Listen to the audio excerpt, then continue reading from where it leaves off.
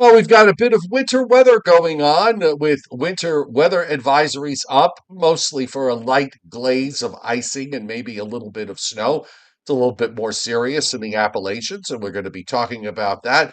Of course, we are in the week before Christmas week. So we will take you through what we expect to happen, a big warm up, then another chill down, and we'll take a look at the next weekend and the long range.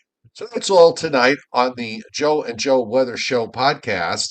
But before we get the Joe and Joe Weather Show podcast started, have you seen this misfit toy? Have you seen this misfit toy? Because um, he's turned up missing. He certainly has. There are reports that he was lured off the island of misfit toys by a man in a red suit and a white beard and a red cap, and then taken up in the air, and then just apparently, according to witnesses, was tossed out. Um, and this misfit bird can't fly. So we're going to be hoping that he turns up. And who knows, he might turn up here later on this podcast. And of course, you can support the Joe and Joe Weather Show podcast by doing whatever holiday shopping you haven't done. Do it on Amazon and use the Joe and Joe Weather Show podcast referral link that is pinned to the top of the chat board or is on the descriptor to this podcast. You get your stuff, and Amazon throws us back a little bit of coin for sending you there. Just use the search bar for whatever it is you're buying, and we appreciate, because this doesn't cost you a dime. It's all out of Amazon's pocket, and we appreciate the support on the Joe and Joe Weather Show podcast.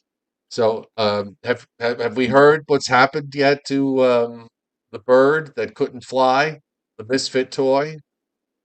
I have to tell you that the society that we live in is strange. It is weird. Joe, on my Facebook page, more often than not, I've tried posting something that is. Tell me you got in trouble for this. Excuse me? You didn't get in trouble for this, did you? No, but well, I try posting stuff that's erudite, stuff that I find interesting about nature or science, and I get a modicum of response. Right, Maybe like, I like last night, the full moon was near Jupiter, and I right. got maybe 20 or 25 likes out of that. 4 or 5 people made a comment, another 15 or 20 shared it. It was nice. What you posted at the beginning of this show, and what I never noticed this. They had Rudolph the Red-Nosed Reindeer, that holiday classic, which is now on NBC. It used to be on CBS. In fact, it started on NBC. Then about 50 years ago, it switched over to CBS, was on for about a half a century, and then CBS Paramount said, "Nah, we're not interested in it anymore." And NBC grabbed it and is now showing it. And so the other night, I'm sitting there watching the show. And at the end of the show, I'm noticing that as Santa's flying off, he has rescued the toys from the island of misfit toys. These Right, are toys like the Charlie in the box, the right, train with square wheels on the caboose. And in one of these misfits was a bird, but the bird could not fly. The bird could swim like a fish, but could not fly. Now, fast forward to the end of Rudolph, and at the end of Rudolph, you see that an elf sticks his head up out of Santa's toy bag, and he starts taking the misfit toys out one by one, and just gives them, tossing them. well, he gives each one, like the Charlie in the box, he gives the Charlie in the box an umbrella to serve as a parachute. Right, Or he gives the train with the square wheels a parachute. Now he comes to the bird. Remember that the bird cannot fly. The bird can swim like a fish, but cannot fly. And I'm watching this. So the bird comes out. The elf is about to give the bird the parachute, the umbrella, but then pulls it away and tosses the bird over the side of the sleigh, thinking that the right. bird is a bird. He could fly. But I'm saying to myself, my God, That's the bird that can't fly. He can swim, but he can't fly. He just tossed the bird to his death. I posted this on Facebook, and I did it, semi jokingly or whatever, like Right. that. I get it. You know, I figured that people would look at this and get a chuckle out of it or laugh or say, ha ha ha. Ha. Well, and as I said, when I try to post something interesting about nature or science, it gets a monicum. Would you believe that this commentary on the elf throwing the bird out of Santa's sleigh, the bird that can't fly, up until now, and it's still last night I was on Facebook at the kitchen table on the laptop, and Renata is saying, came to the kitchen, what's that noise I keep hearing? Boom, boom, boom, boom. The boom was the people reacting and commenting to this So Facebook post what? that we made about the bird. 4,400 likes, Yeah, well, it was fun. It was a good post. 2,200 So why comments, are you complaining about this? because unfortunately, I would say about maybe 60 or 70% got it and got laughs out of it and said, boy, this is so funny. Oh, Joe ran. The other 20 or 30% have Right. reacted in such a way like he said, how dare you ruin this wonderful holiday tradition for me? I never noticed it. The bird can fly. The bird Oh, good attained God. magical powers after he was Pe- taken from the island of misfit toys by Santa Claus. people should just lighten up. You I just know, don't even bother with people. That's why you saw the response I posted. oh, I loved it, but that was on. See, I have two Facebook pages. Yeah, I know I you have were on your personal I have a page. professional page, which Uh, this is where most of these comments and reactions were, and my private page or my personal page where it's only seen by my friends, and I only have, Joe, about 380 Facebook friends. I know people have thousands of Facebook friends. I only have 380, and it's confined just to my friends. And I got maybe 12 or 13 comments, including yours, on my personal page, and none of them were like reactionary, like, oh my God, what is he doing? How terrible! Why did he even say something like that? But meanwhile, my professional page, I'm getting like a fair percentage of these 2,200. Well, how many comments? 2,200 comments. A fair percentage of them, stuff like you should rot in hell for saying something terrible like that. It's oh, like I said, people, there were a lot of people, there were a lot of keyboard warriors who would never say something like that to your face anyway. I am not among those keyboard warriors because I would say it to your face. But the yeah, I mean, I think there's a general feeling that because of social media that people's opinions actually matter, which they really don't. All right.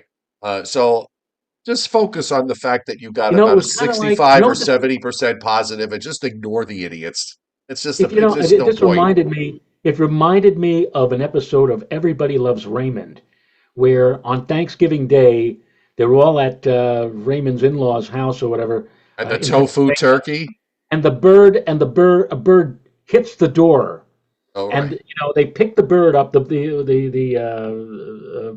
of them picks the bird up, holds it. They all and like Raymond's family saying, "Take care of it, please, take care of it." And then like after she comes out of the kitchen, they said, "What happened? How's the bird?" "Oh, I did what had to be done." "What did you do?" He said.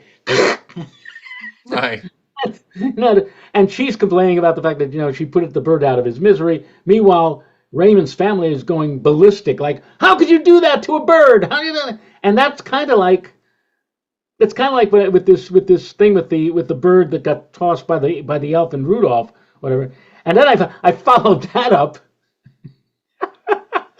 I followed that up with And another I post. know with the Frosty with the leaving the girl on the little girl on the roof. Karen, the girl who goes to the North Pole with Frosty because he has to stay cold and and like at the end of the show, Santa and Frosty on Santa's sleigh, they drop Karen off. They put her on the roof of her two-story house and then Right.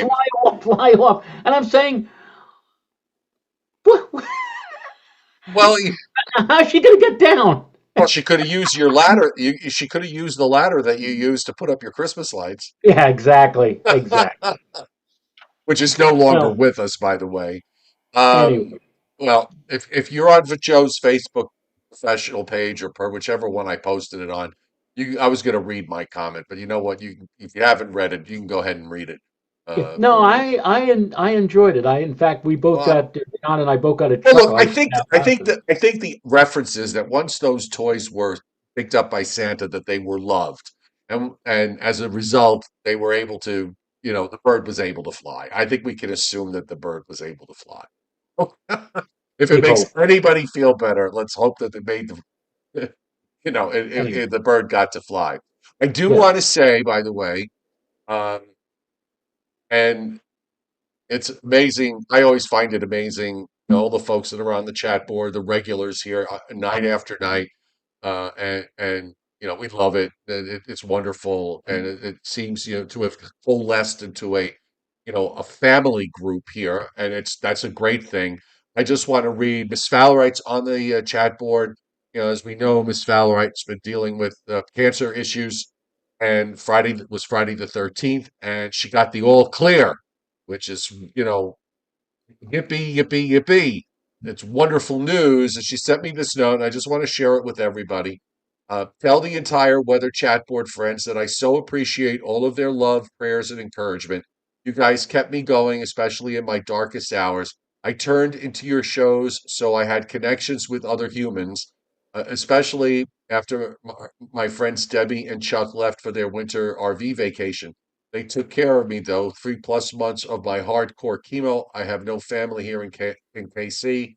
I hope I adopted the Joe and Joe family to keep me going, even though I was deathly ill. Please, of course, now I'm supposed to let you know, and I just want to let everybody on the chat board, you guys all just sort of gang together and helped somebody out. This is a great example of how you don't have to actually see someone to help them in their hour of need and give them the support that they need. And you got everybody did that, and it's wonderful. And I'm glad to be part of all of this. It's really it's a wonderful thing in my view, and I'm sure in your view as well. I agree completely with what you just said, and in a Christmas season, which for me, and I got to level with all of you with the fact that I mean, local radio stations, they started with Christmas music the day after Halloween. It's almost like they're trying to jam Christmas down our throats. And Joe, it's no longer a case now on Sundays. Remember when we were growing up as kids, there was something called blue laws where, you had a chance to take a breath, to take a, no, nothing was open on Sunday. And I think that was really for the best. Where now You you've should got, move here. deli- now you got deliveries at like 10 o'clock at night. And today Yeah. we had a delivery. I saw a mail truck coming up my driveway on a Sunday to make a delivery.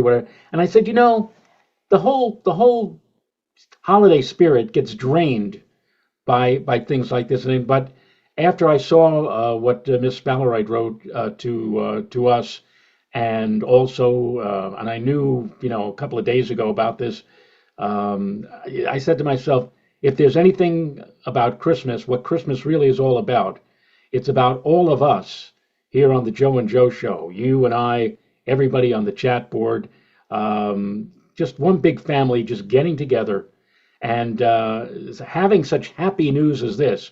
We were always in Miss Ballarite's corner, And and we she's were on the screen now. I just found her picture on Facebook. there. It is. Look at So that. there she is. There she is, and Getting ready for her vacay, which is really great. that's Yeah, go fantastic. ahead. I'm sorry, I didn't mean to She'll know interrupt what you. she'll be enjoying. I'm sure she'll be going to her casita in Mexico. The warm weather during the wintry months, and winter officially begins on Saturday. But I'm so very happy that she has she fought the good fight and she won. A lot of people when they have cancer they go through a period with the chemo and everything else, and sadly they don't come out of it. But she did. We're happy. We're overjoyed. I am so very, very happy. And congratulations. And we wish you all the best and many, many years more. And we enjoy having you on the chat board. I'm sure a lot of Okay. people. All right, Joe Rayo is going to be doing radars tonight because we've got some winter weather. And just to get to that point, I just want to say welcome to everybody tonight on the chat board, and those of you who are in the background, join the chat board. All you got to do is subscribe to my YouTube channel, and you can be part of the conversation. Um, but in the meantime, if you choose not to, that's fine too. Make sure that you subscribe and turn your notifications on so you don't miss us because we are on Sunday through Thursday at 7:35 p.m. There will be schedule changes coming up for next week for Christmas, and we'll let you know about that as the week goes on. If you like the show, hit the like button because we're already halfway to 100, and we like that. So Joe's got the radars ready. Just real quick, Joe, I just want to just go over a couple of things here uh, on the maps as far as what's going on tonight. So we've got winter weather advisories for much of Connecticut except the eastern part of the state, the lower Hudson Valley, north of lower Westchester. Lower Westchester's not in it. Upper Westchester is, along with Rockland, Putnam, Orange County, um, Dutchess in there. I forget. Yeah, Duchess is Dutchess in. is in there. Okay. Yeah, yes. Northwest New Jersey, and I believe they added. Um, looks like they added Morris County to the mix, which was I'm surprised they didn't have it there to begin with.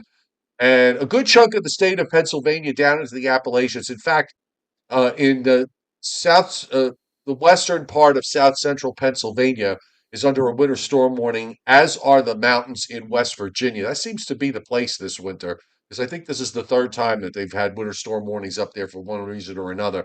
And we also have winter weather advisories up the I-81 corridor in northwestern Virginia. So just I want to point that out as this weakening weather system plays on through.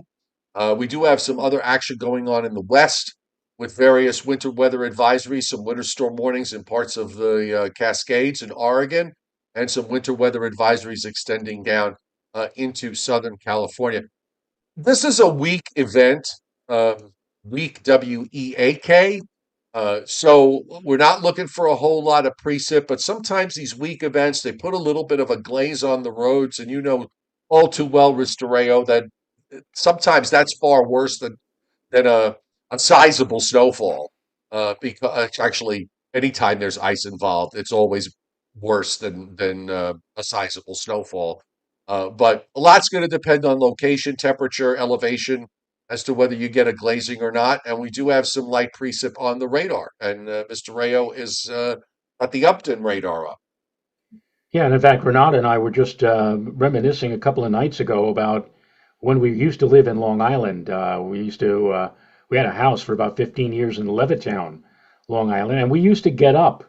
The two of us, we worked for a private weather company, and so we got up in the wee hours of the morning because our shift was to serve the morning drive time, which starts around 5 o'clock in the morning. So here we are, we're going outside. We look outside on our driveway, and I'm saying to her, "Oh, look how pretty that is," because it looked like the driveway was glistening.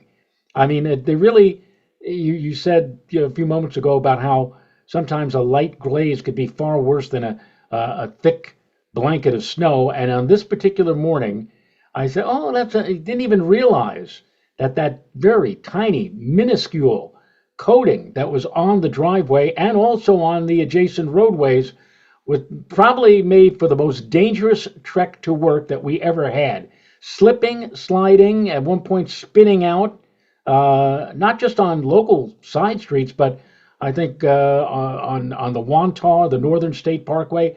It was terrible because we had that light glaze, that light coating of icy glaze on the roads, and that is what may be the potential for later tonight and first thing in the morning tomorrow. Now you see on the radar, this is out of Upton, out of the National Weather Service, New York City, that the precipitation is moving in across northern New Jersey and into the far western end of the Hudson Valley, western sections of Orange County, and then also to the north up toward Dutchess and Columbia County, Ulster, and also Sullivan County.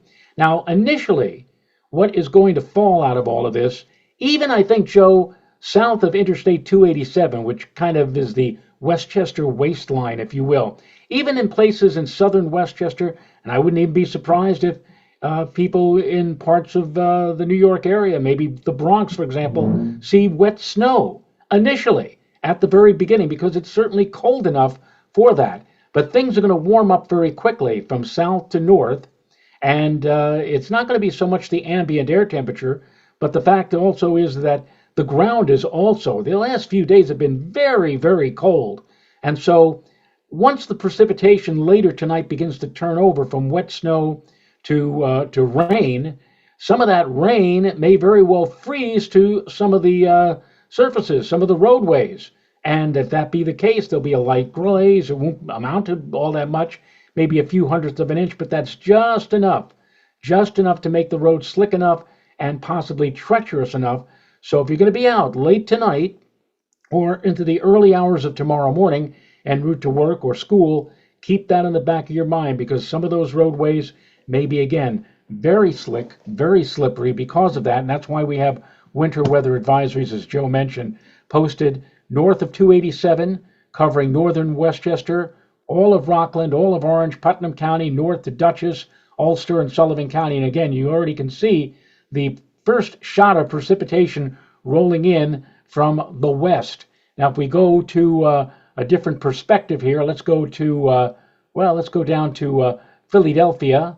Actually, this is not Philadelphia. This is Dover Air Force Base and Ellendale. And you can see that some of this precip, although not overall heavy, some of the precip that's falling over southeastern Pennsylvania, which is probably mostly rain, it's a little bit too warm for the frozen stuff down here, and also across northern Delaware and into northern and eastern sections of Maryland.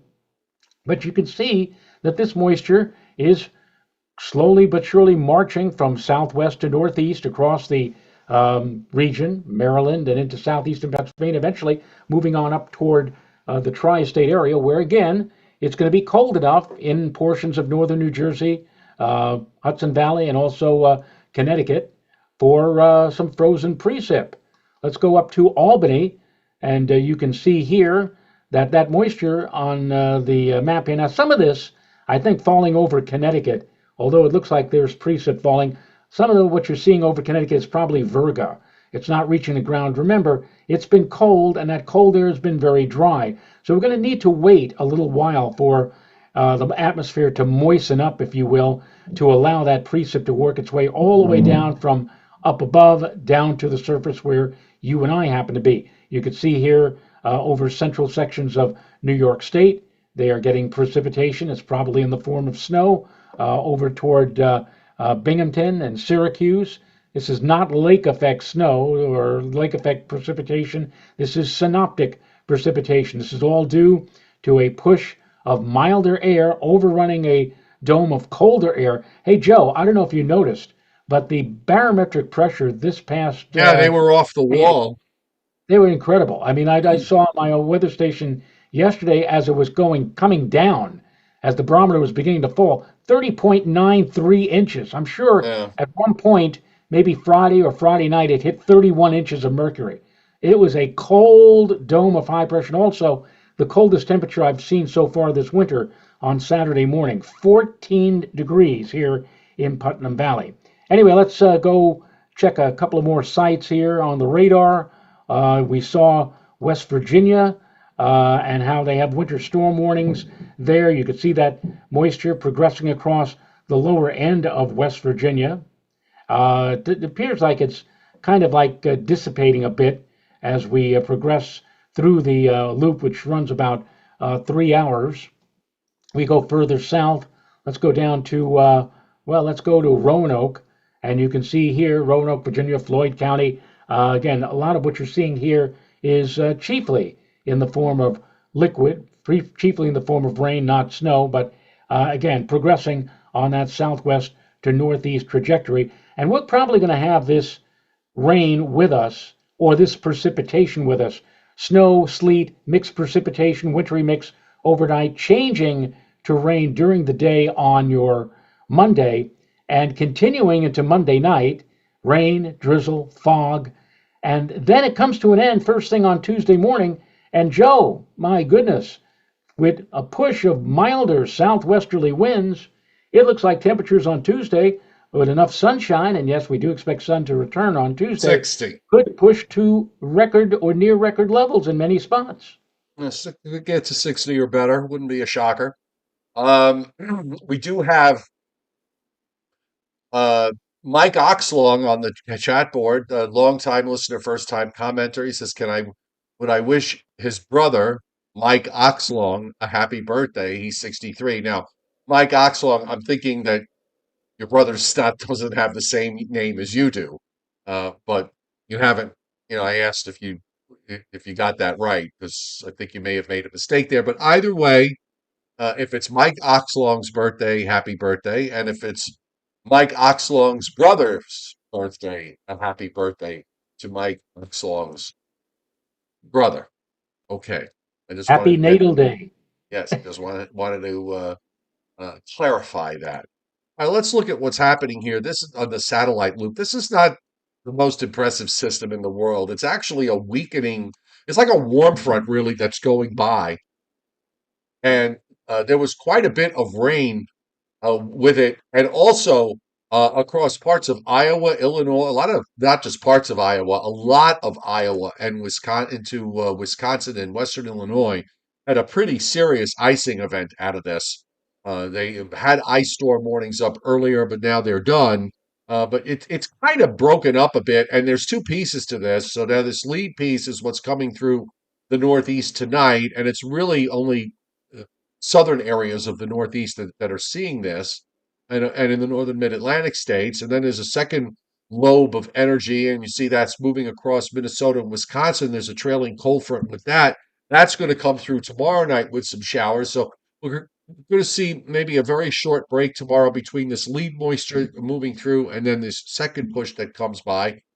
Miserable day here in North Georgia. I must tell you, it was just cloudy, and light rain, temperatures in the mid 40s all day. It was the kind of day when it's like that outside that it just seems like your house never gets warm enough.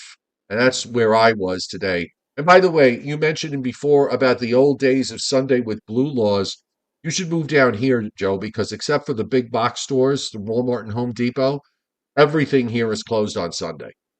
All the Wonderful. mom and pop shops are closed. Most of the smaller restaurants are closed, and that's just that's not uncommon in not just here in North Georgia, but pretty much in the entire state. So anyway, just putting that out there for you. Lou Mauricio, thank you for hitting super chat tonight. Most appreciated and very generous. Thank you. So we have an active pattern this week. Little by little, we've been sort of chopping away at this, at the rainfall deficit. In some places, it's been cut in half in a very short period of time. We've got energy coming into the west, and you can see it's a fairly impressive little system here that's pushing off through the Pacific and into the Pacific Northwest. So all of this stuff is going to be marching across, and we do have another, perhaps, another shot of very cold air that's going to come down over next weekend and into the very start of next week, and that's something that is part of this process here.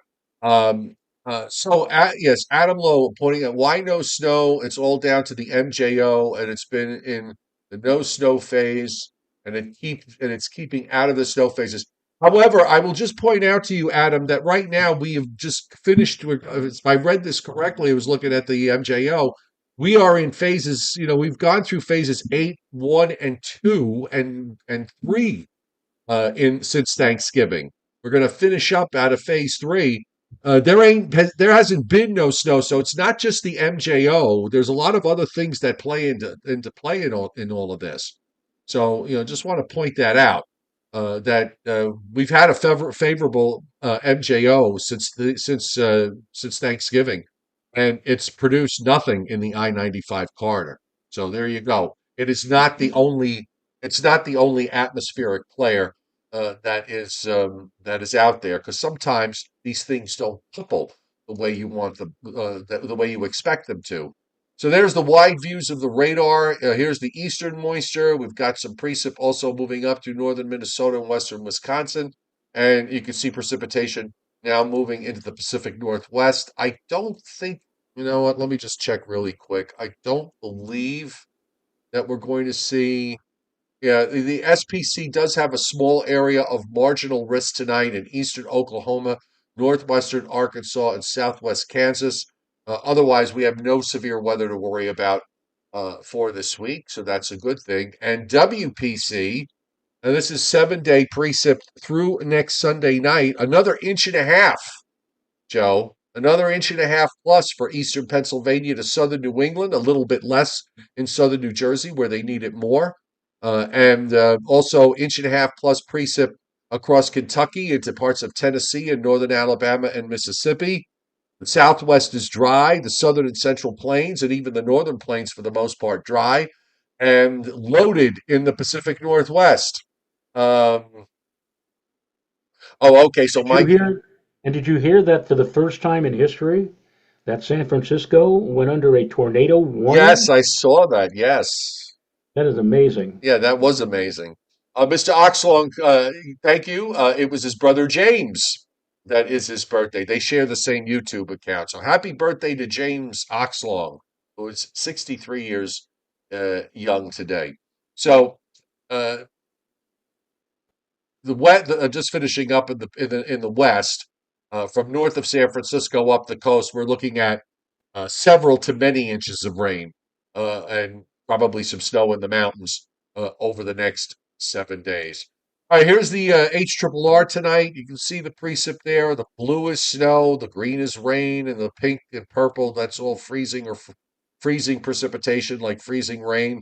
Uh, Joe's right. Maybe a little burst of snow at the start across uh, northern New Jersey, the Bronx, southern Westchester, southwest, southernmost Connecticut. Uh, Lighter snow that'll gradually change over to a little bit of freezing rain, and then we will see some showers tomorrow morning into early afternoon, and then we'll wait for this next cold front that's going to be moving along. And we'll let me bring this up here. Um, so there you go. Here's our front for uh, Monday night with some showers. Then that goes out, and there's no real cold air behind this front. So temperatures have no place to go but up. So yeah, it's going to be pretty warm for Tuesday, as you said, maybe some near record highs. And then we do have a front with a little wave that goes by on Wednesday, later Wednesday night into early Thursday. So that's going to bring some rain, and it might change over to snow in upstate New York, northern Pennsylvania, and up through Vermont, New Hampshire, and Maine. And then we've got this was Joe. Here's what this has evolved into. This was the last week when we had the GFS with the 50 inches of snow in New Jersey. This is what it's turned into, and this is a diving low coming southeast that's going to redevelop offshore, out and goodbye, and colder air comes in it behind it for next weekend and for the start of Christmas week. So this is why you cannot go off the deep end with the crap that you see on the GFS that it produces out in the long range. Well, yeah, and it does look like it is going to turn rather cold here in stages. It looks like temperatures will be back in the 30s. Again, on Tuesday, we're going to have temperatures close to 60 with some afternoon sunshine. Can't hold on to that though because temperatures will decline back into the 40s on Wednesday and Thursday, then 30s on Friday. And very apropos, Joe, the winter solstice, the first official day of winter, astronomically speaking, is on Saturday. By then, temperatures will be hard pressed probably to make it much above freezing. And on Sunday, next Sunday, temperatures probably will be stuck in the 20s to near 30 all during the course of the day. Fortunately, for next weekend, the final weekend before both Christmas and Hanukkah, so if you want to get your shopping done, you will not be impeded by the weather, I don't think. It looks like, except for the fact that it's going to be turning colder, you should have generally dry conditions and, again, a fair amount of sunshine, especially on Sunday of next weekend. So The only real problems is tonight with the rain or mixed precipitation. And then, as you mentioned, Joe, we have another shot of precip on later Wednesday into Wednesday night. And I mentioned on my Facebook page, I don't know about you, but I said Friday there may be some snow, so some precipitation. It may be cold enough by then for the precip to be more snow than rain. It doesn't look like a whole heck of a lot, but if you're looking for snow for Christmas time, that may be about as close as you're going to get. Will be that system coming by on Friday of next week. All right, so I apparently, this chart to me that at least the Weather Service chart. So I was reading the dates wrong. Okay, so I take that back on the MJO. Thank you for pointing that out, Adam. So right now we are in phase five. I can see that now. I was looking at this because they don't put the month here. So they started on the 5th. So I assumed that was November 5th. Okay. Um, I mean, I'm sorry. I assumed that was December 5th. I just didn't seem to catch on what the dates are. So that apparently was November 5th. So we are in phase. So right now on the 11th, we were in phase five. So it looks like if I'm reading these dots right, we're just about going into phase six on the MJO. And if you count the dots out, it looks like we go into phase seven. Uh, Sometime just after Christmas. Am I getting this correct? Am I reading this correctly? So yeah, I mean, phase six is not a favorable phase. I get that.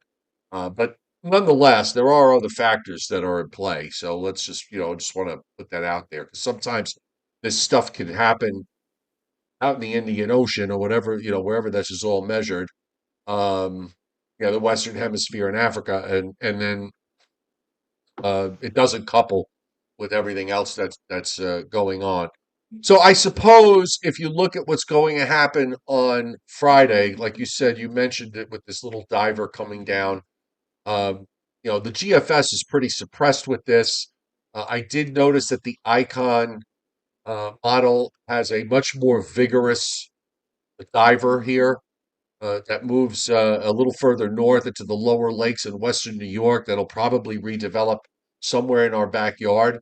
So I mean, I won't discount, I won't completely throw it out at this stage that it's just winds up being just a simple cold front. That is a nice little negatively tilted shortwave here that we're seeing from Sault Ste. Marie down to North Carolina. I just think it may be a little bit too far east and that there won't be that much room for anything to happen and it'll all happen offshore. But um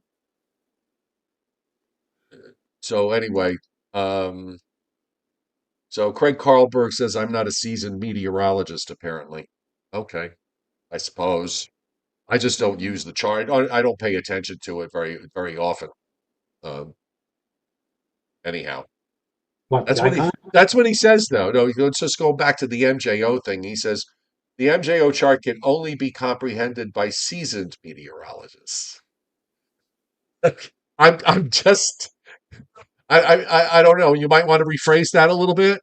I Joe, don't know. Does anybody have a are you anybody have a little bit of anybody are have a you little accent? I've just shown my age now. are you a Accent was a seasoned meteorologist or rosemary and sage? I'm not sure. accent was a seasoning you put on your food, Yes. and and then they'd have like somebody blowing a trumpet, dun, dun, dun, dun, dun, dun, dun, dun, dun, dun, like it wakes up your food. So that's going to wake up the weather forecasters. That little I comment. don't know. I don't know, but apparently I'm not seasoned or seasoned enough. Um, Anyhow, after the cold shot over the next weekend, Christmas week doesn't look like much happens really. It looks kind of quiet, and once the cold air pulls out, probably warms up a little bit Christmas Eve, Christmas Day, if you want to believe it. And there's more shots for rain later on next week, which is we may actually finish. Um, We may actually, by the time we get to the end of the month, if this activity that the model's picking up on is correct, that we may wind up wiping out almost all of that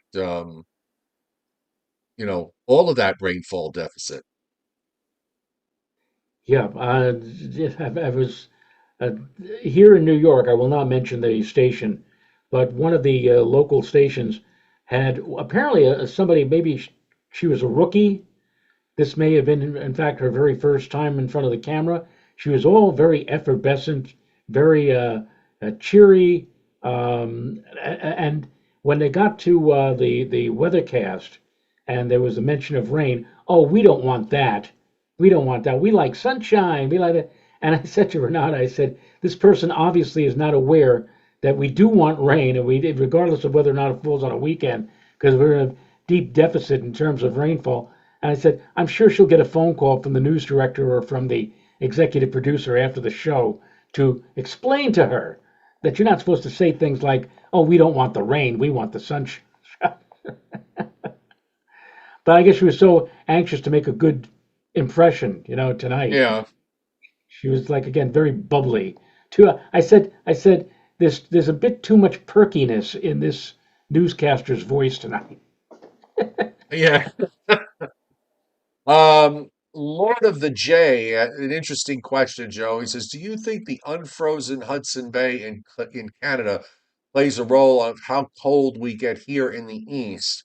And my initial reaction is, well, I would think that if it's unfrozen, it probably doesn't help the cause if you want cold and winter weather. But on the other hand, then I was thinking that, well, if it's unfrozen, maybe that enhances snowfall in the area surrounding Hudson Bay. I'm not sure. Honestly, I don't know. I don't know the answer to that question. I don't know. I never, have we ever really taken a good hard look at whether Hudson Bay or the adjacent James Bay gets solidly frozen or remains unfrozen? I've never I really don't taken. know. I've never heard. In all the stuff that I've heard about it, um, in all the stuff that I've heard, over the last few years, with every time it rains sideways, all of a sudden, it's always climate change. Uh, I don't remember hearing anything brought up in any kind of news story or conversation regarding whether the Hudson Bay has, remained unfrozen or partial didn't present. It's not freezing the way it usually does. I haven't seen anything. That doesn't mean um, uh, it doesn't mean that there isn't a story out there. I just haven't seen it because, after all, I'm not a seasoned meteorologist like some other people. Uh, but that's just me. Anyway, I some see on my people. counter, Joe, we have 99 likes. 101. You can go ahead and ring the Oh, bell. okay. All right. So we'll ring the bell. If I can reach the bell. Um, There we go. Yeah, ring it there for 100 likes tonight. We have a nice crowd here tonight. we do. And just taking a quick look at the Ann Shambles. They're kind of underwhelming. Ridge in the west, some troughing in the east, but the heights are a little bit above normal, which may not necessarily mean much. But it's sort of this, the ridges in the if you want chances for snow, and you got the ridge in the west and the trough in the east, that's not a bad thing. So we'll just leave it there. But at least for this week, I think the only thing you have to see is whether, there is going to be a trough at the end of the week. It's right. See, and the problem is if you look at this upper air setup, and I'm just looking at the ensembles, the trough is right on the coast. I mean, you really want it back near 80. Okay.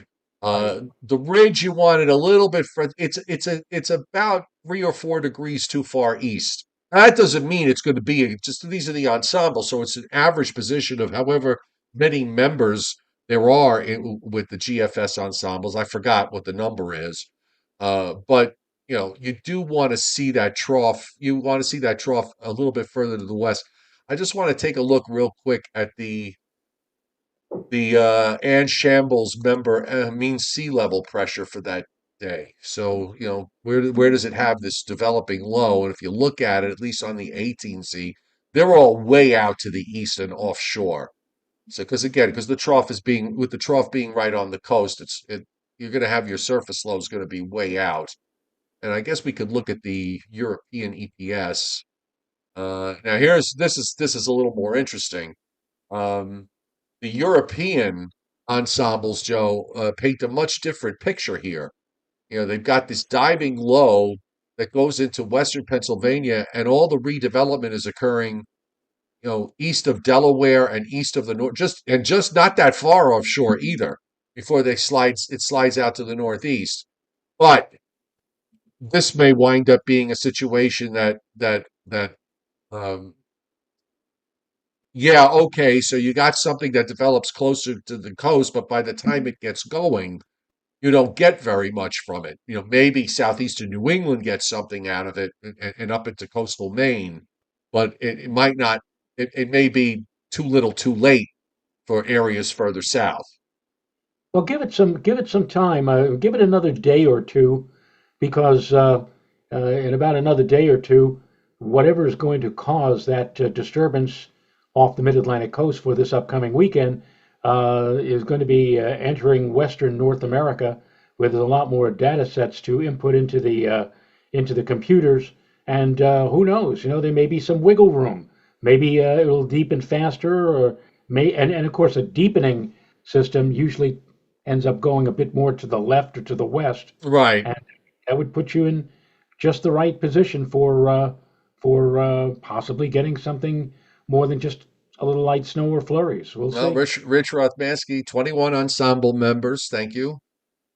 I probably knew that at some point in my life, and I just forgot. I'm forgetting a lot of things lately. Um, okay.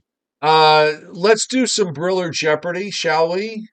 Surely. So, Scott messaged me and said, because I thought we did the one that you had for Thursday, but he says we didn't do it. So let's do it anyway. Excuse me, we didn't. He sent it twice actually.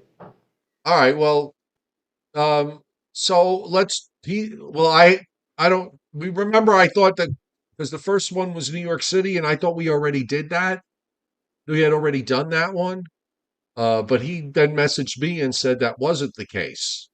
So anyhow, either way, I mean, just take a look at that. Let's try it again. All right. Well, this is the second time. I mean, we mentioned that the cities were in question that he sent, excuse me, to me on Wednesday, and Right. then on Thursday. Same city: Central Park, Oklahoma City, Philadelphia, Pittsburgh, Rochester, New York, Flagstaff, Arizona. I mean, like, Yeah, we did that. yeah, Right? We did that. All right. yeah. I'm also missing. Now, this was another thing too, because I had some, you know about my tech hell from last week, so which I'm mostly out of now. So let me see if did he send me. Uh, let's see. He said he sent it twice because the first time it did not copy. But I remember that we did that last week. Yeah, we So did. yeah, because I remember Flagstaff, right? Yeah. And I remember Rochester and Well, New he York. just he just admitted that he did send it twice, and he sent it twice. You said because he didn't think it went through the first Oh, time. okay. So that we got it the first time. So we did it because we got it the first time. Oh, I see. Okay. So we did get it. So actually did do it. All right. End of controversy. Oh God. I've been in the house all day. I mean, I went to the dog park this morning, but because of how miserable it's been, and this is the one when it's like this here on a Sunday is the only time I really dislike being here in the North Georgia mountains because yeah, I'm sorry, but I'm not going to Walmart and Home Depot on a Sunday unless I absolutely have to is not my idea of having doing something fun on a Sunday. But all the town closes up on a Sunday. The all the small mom and pop shops, as I said earlier, they're all closed up. So I've been in the house watching whatever I could find that was even remotely watchable on television, which I trust me was not very much. It's a whole different story out there now as opposed to even 20 years ago or 30 years ago. And like I said, I did like a double take. 10 o'clock this morning, I'm seeing a mail truck, a U.S. mail truck coming up my driveway. And you don't expect to see something like that on a Sunday, but here he came and he delivered apparently something from Amazon. Amazon, I guess, cut a deal with USPS. And so now you can expect packages any time of the day or night. And I don't know, it just doesn't seem right to me, especially on a Sunday. Well, that part of it doesn't bother me so much. I don't mind getting packages on a Sunday. Um, it's, you know, because that's not really a big deal. Okay, so you get a package on a Sunday. And sometimes it might be a nice package to get on a Sunday, or particularly if you're waiting something that you want to, you're very anxious to get, and you don't want to wait till Monday or Tuesday, and it can come on a Sunday. But they deliver here, because of the holiday season. I've seen the mail trucks on Sunday delivering stuff, so I'm okay with that. You're right. Since I've been here and with most everything closed on a Sunday, there's a nice quietness to Sundays here because the town is closed and fewer people are on the road. It's just that it kind of it stinks when the weather's not nice because then you can't really at least if the weather's nice you can go out to the park, you can go to the lake, you can do that sort of stuff. But I was just stuck inside all day. Oh, And meanwhile, I was waiting for today. I said, okay, this is going to be the day when we put up the the lights at the peak of the roof.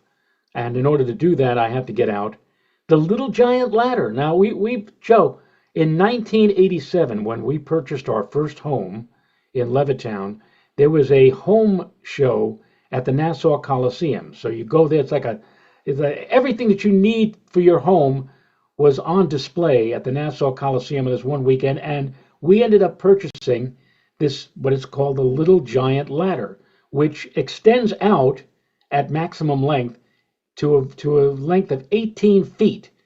When it's compressed, it's only about 4.5 feet high, but you can open it up to as much as 18 feet by opening it up and extending it out. And in order to lock it in place, there are two springs. And so what you have to do is you have to take the palm of your hand and just boom like that to get the springs to close, so to speak, to lock the ladder in place because you're going to be climbing this thing for whatever height that you've adjusted it for. So I pull this thing out today with my daughter, and I go poof like that, lock one side, and when I hit the other side, all of a sudden we saw something come out, like some pieces of plastic, and then this other piece shot out, and all that was left was the spring itself. So basically, the ladder, after 35 some odd years, the ladder is now kaput. Of course, Renata being probably she's trying to fix it. she said we can go online and try to find parts for this so that we can put it back together. And I said to her, I said, you know, this is signaling us that this ladder has seen better days, and I do not want to try to fix a ladder that's 35 years old. But to make a long story short, the beautiful Christmas wreath that goes up on the front of our house and the lights that go all the way up to the peak ain't coming this year because there's no now. I called my son. I said, "Do you have a ladder?" And he said, "Yeah." I said, "How big is it?" He says, "Well, it starts at 4 feet." He said, "It's like yours, a little giant ladder." I said, "Oh, can I borrow it?" And he said, "No." Why did he say no? I have Because no he idea. He did thinks he it won't fit. He thinks it won't fit in his car. I said, "It'll fit in my car. I got an SUV. I'll go and pick it up." He said, "Well, let me think about it." Ah, yes, my son. yes. Augie, my son. I need your ladder. Sorry, dear old dad. I'm not giving you my ladder. It won't fit in your car. Oh, too funny. Oh So well. anyway, so I told Renata this afternoon. I said, "Well, now I know what you can get me for. Now I know what you can get me for Christmas. You can get me a No, new ladder." Have you booked the day you're going to take the lights down? No, of course not. We haven't figured out that yet. We usually wait until after the Epiphany. All right. Unlike the Well, radio station, unlike the radio stations here in New York that have been running 24/7 Christmas music since early November, and 1 minute after midnight on December you know, 26th, you can it turn the goes away. radio. You can turn the radio off. You can also create your own playlist of music that you can play that Yes, I bypasses all of that. You realize that, don't you? yes, Okay, I just put. my whole I'm just putting that out there. my car radio is all messed up. It's still on 880. I still haven't taken it off 880, and of course I turn on 880 now, and I'm getting these dummies jabbering about football and baseball. Oh, and that contract at Juan Soto.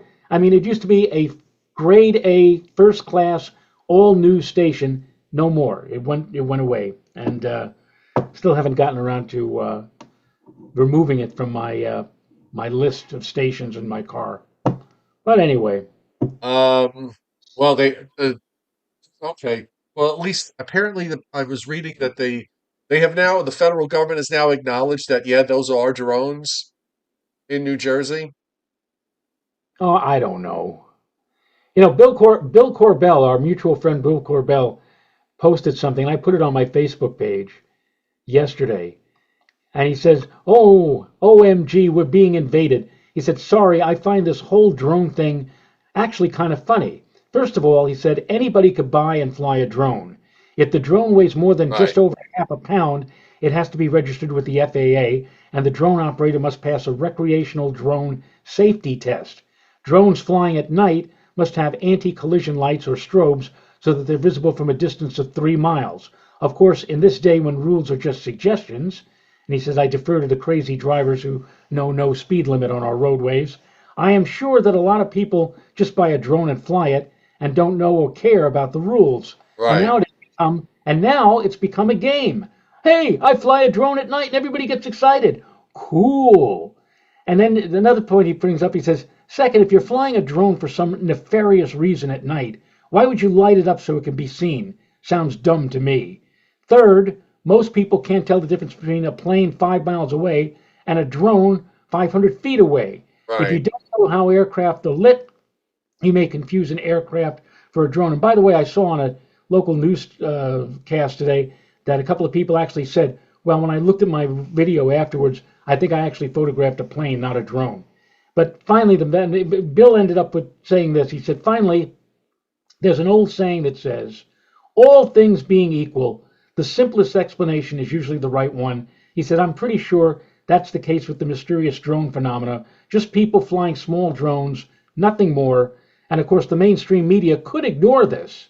Well, these people are having a lot of fun. They're copycats out there and they're putting their drones up too. And Right. they It say started that, with one or two, and then all of a sudden it just sort of escalated. Yeah, yeah, I but get it. then, Yeah, yeah, yeah. I get it. Yeah, And they make it sound like it's a whoa, and nobody knows where they're coming from and where they're coming. And of course, they don't have to say that, but well, the then news it's media bad has, for ratings. the news media has no standards. They don't, they Exactly. have, they don't. Those days are so long gone. Um, Yes. they really have no credibility whatsoever at so many levels. Nobody takes them seriously anymore. Nobody watches them anymore. So, they're basically playing to themselves because, the fact is most people just don't watch and they're better off for it anyhow. So, except for the fact that they're going on Facebook and getting their information that way, which is not exactly the way you should do it. But And oh well, Izzy D on chat board asking about how Craig Allen is now. Craig Allen is just fine. He has almost fully recovered from his he's just operation. fine. He still won't come on this show. He still will not come on the show though, but he's. I was going to be have a little bit more tact and just simply Right, say I know, but fine. you know me, Mr. Diplomacy. Um, yeah, We I mean, that's the bottom line. I'm not The asking him problem, again, the so problem, the problem with Craig is, of course, he was on CBS News Radio 880 for 43 years. Now News Radio 880 does not exist anymore, so he's not on there anymore. He was doing television on weekends on Channel 2, but then he had to go and have his medical issue cleared up, When he came back, he found out that somebody else was now doing the weather on weekends, and that they more or less said, "Thanks for your service, and maybe we'll be able to use you on a holiday or something." So, um, and we've invited him on. We know that all of you. We've had at one point tonight over 200 people watching. I know that we would, Craig would love to, you know, talk with all of you, and you would like to interact with him. And we've invited him on more than one occasion. I just said, Craig, we'd love to have you. Just let us know when you. And no, so that's all we can do. All right, works for me. Okay. Oh, fire off that email. Oh, all right, we'll wrap this up here while we're still, mobile, and we will return. We promise tomorrow night at 7:35 p.m. Eastern time. Right, Joe? I hope so. I hope so too. All right, thanks everybody. Thanks for the 126 likes. Lou Mauricio, thank you for hitting super chat tonight. Most appreciated. And for those of you who have shopped our Amazon referral link, thank you, and we appreciate your support. So we'll see everybody tomorrow night. Night, night. Good night, folks. Have a good evening.